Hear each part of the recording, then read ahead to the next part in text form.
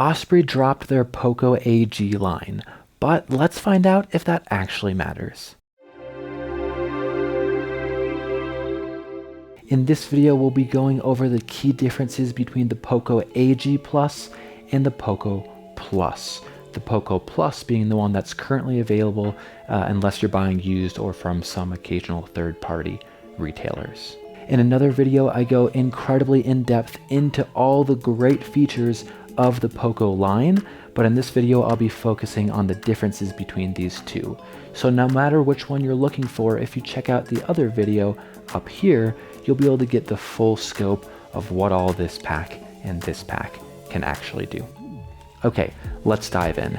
So the AG stands for anti-gravity, which is one of their suspension and mesh systems. As you can see, the mesh on this one looks a little bit different than here. This mesh has a bit more breathing room, whereas this is a thicker weave. But the big difference comes in how it attaches to the aluminum framing.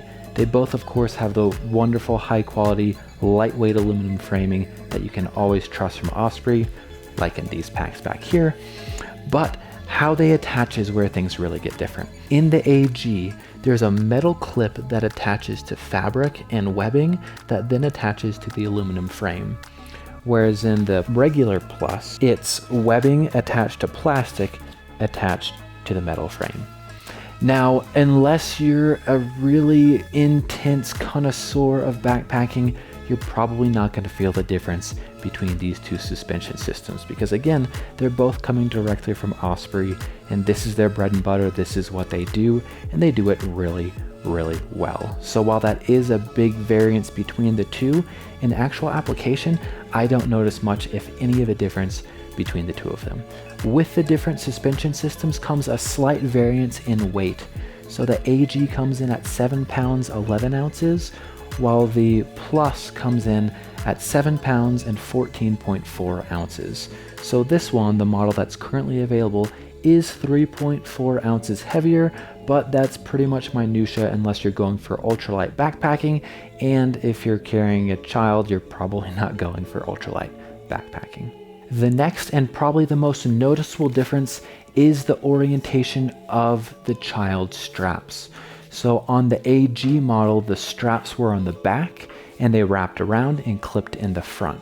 Whereas in the Poco Plus model, the straps are in the front and they wrap around and they clip in the back. I think the front strap design is actually pretty convenient because you can clip the straps up and out of the way while you're putting your child in, which, especially when it comes to winter gear, that can be really, really convenient. Whereas with this one, you just kind of had to pull it back and haggle them in there and then readjust it.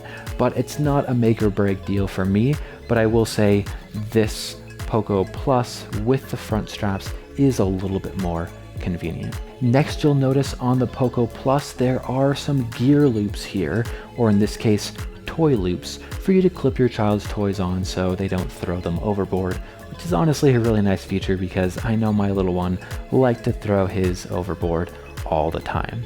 However, even on the AG model, you can clip in with a carabiner on the front or even on a portion of the side strap, but again, it is a bit more convenient to have these toy loops right here, easily accessible for the child. You'll also notice that the backrest is slightly redesigned just in shape.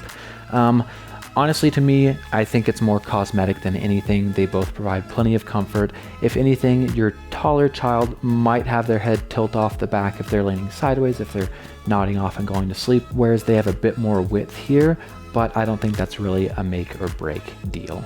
Other than that, there are some minor design differences. You can see the hip belt attaches here with straps, whereas here it's sewn in, but from a practical standpoint, you really don't notice that at all, or at least I didn't, so it doesn't make a big difference. It's just a mild cosmetic and mild design difference.